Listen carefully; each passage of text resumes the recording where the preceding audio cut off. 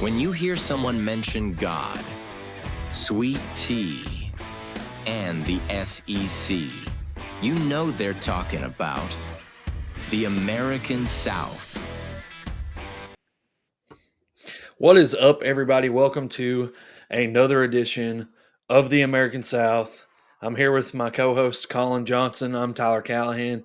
Today, we're going to be discussing the Auburn coaching search. It sounds like they're trying to whittle down on that. They're really closing in on a guy. What are your thoughts on kind of the Auburn job, how things have gone the past couple of years, and if you're an Auburn fan, I mean, how are you feeling? Yeah, I think looking inside Auburn's situation, Auburn's definitely a top five job in the SEC based on history. And I think when Auburn football is rolling, the SEC is rolling. At like probably Alabama, LSU, Texas, Florida, those are probably the four teams that are up there. Maybe A&M maybe have surpassed them in the last few years, but they're a top five job in the SEC, and they've got to get back to winning football games. Dating back to 2011, they went 10-4, and then they had 10 or plus more wins through 2018, and then 2019 they had 8 wins. 2020 they had 10, and ever since then, besides 2022, they've had 7 or 8 wins. Those are counting bowl games, and so Auburn's kind of struggled the last 5 or 6 years, getting back to that 9 win season, 10 win season with the bowl game. The bowl game definitely does help, but getting back to that number of wins with the bowl game, I think that should be on Auburn's list, and I think they're going to go out and get a group of five hire to turn this program around. Obviously, Hugh Freeze wasn't the guy.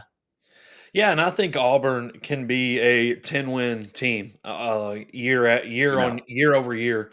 They've obviously had some head coaches over the years. Um, we've had some head coaches over the years or they've had some head coaches over the years that were great that have been kind of bounced around. Obviously, the Gus yeah, Malzahn years didn't go as planned. He wins, and they win a national championship with Cam Newton and him as the OC. But then, as you progress in the Gus Malzahn years, you never quite get back to that point. But I think that obviously, from what we're hearing, they're settling in on John Sumrall. Is kind of what the word is. John Sumrall is the head coach currently at Tulane. I man, I hate. I love the idea of giving a group of five guy his opportunity, and Auburn, y'all are. I think y'all are going to do what's best for y'all's university in order to put y'all in the right spot. yeah, If you have the NIL money, which Auburn will, and you have a young, hungry coach, that is more than you can ask for. But I think that it's so hard to take a shot on a group of five guy. I do think most of the time, if you got a guy who can coach a little bit, if you can put yourself together a roster, you're going to be all right. I think that's kind of the name of the game now. But you have to be so careful with these group of five guys; they can fizzle out. Look at what happened with Florida. That it just yeah. 100% is a possibility. So I'm not saying that Auburn fans shouldn't be excited about John Summerall. I think he's a great coach. I think that they are going to be able to, be successful with him, but they're going to have to commit to putting together a roster that can win year over year over year. Yeah, like you said, it's kind of a 50-50 shot on if the group of five is going to be good. Obviously, he's winning at Tulane. Um, Probably going to go to the college football playoff as the group of five. But it's just so difficult because SEC ball is so different. If you can't recruit in the SEC, you're going to be screwed and you're going to be in 16th place. You saw that with Arkansas. Sam Pittman could not recruit in the SEC, and Arkansas's defensive guys couldn't recruit, and they have the worst defense in almost all of college football, and they haven't won an SEC game.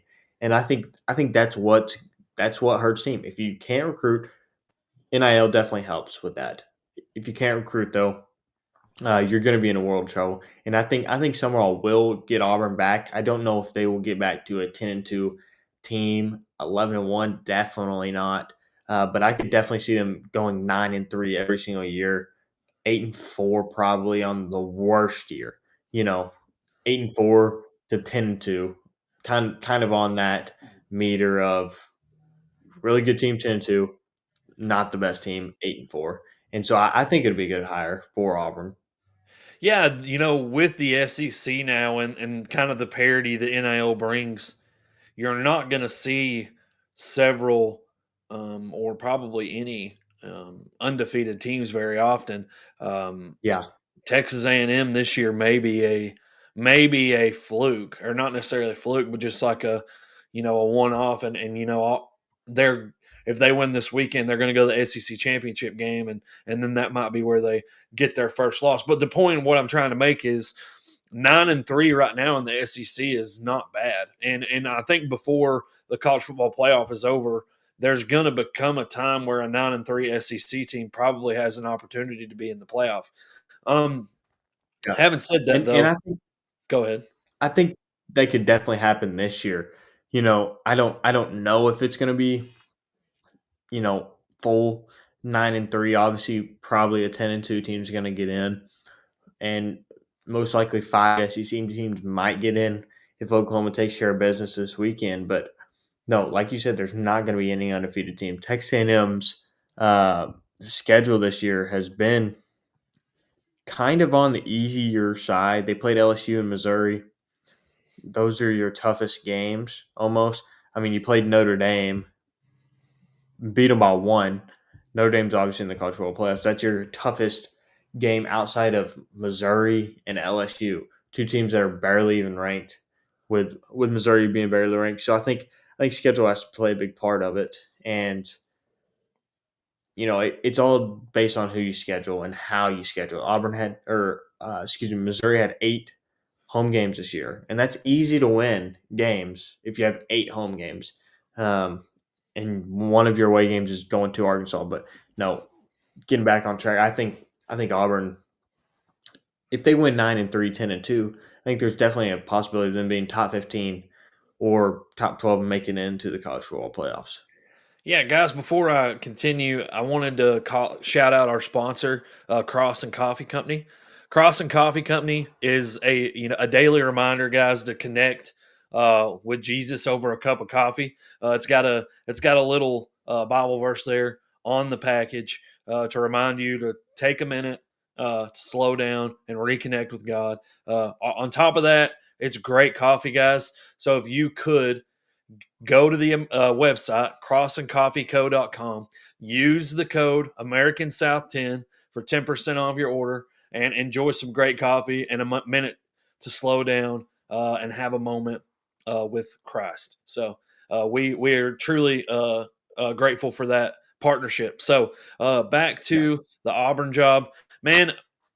Again, I'm I think that they have the potential to be really successful in this coaching hire. John Sumrall, I think, is the guy you want to go after. If John Sumrall, for whatever reason, does turn them down, then I think they go after another Power Four coach at a university who's probably trying to get out. An example of that would be um, probably Lincoln Riley or somebody like that. I think there's an opportunity there for that to happen. I'm a little bit surprised that they haven't talked about Lane Kiffin, and maybe I'm confused about how much money they have, or maybe they're not wanting to spend that level of money to secure a coach and they're wanting to commit more to the NIL side of things. I have no idea. But nonetheless, keep your eyes peeled. Auburn, you have a university and a football program that can be year after year one of the best in the country. Don't be Yeah. disappointed. Carry yourselves in a way of like y'all are one of the best teams in the SEC. Raise your expectations. Don't settle because you guys do have a program that can contend year after year in the SEC. Yeah, I totally get that. If John Summerall doesn't work out, I don't think they have the money to go after Lane Kiffin. they're going to have a guy that's $8 or $9 million a year, or maybe 10. And Lane Kiffin, I think, is going to be in the 12, 13, 14 range. So it'll be interesting to see how all these coaching searches will end up. And the SEC is going to look a lot different next year. A roster can flip just like that in this NIL world. And so make sure you stay ready for it. And make sure you like and follow and subscribe. And thanks for watching the American South Podcast.